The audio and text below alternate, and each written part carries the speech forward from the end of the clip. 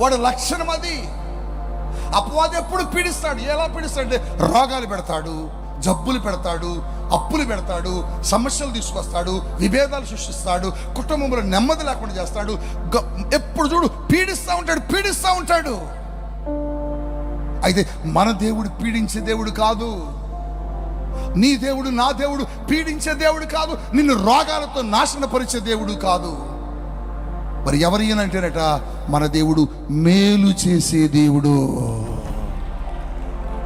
అపవాది చేత పీడించబడితే ఇక్కడికి వచ్చావా బిడ్డ? అపవాది చేత శోధించబడితే ఇక్కడికి వచ్చావా? అనారోగ్యముల చేత బాధించబడితే ఇక్కడికి వచ్చావా?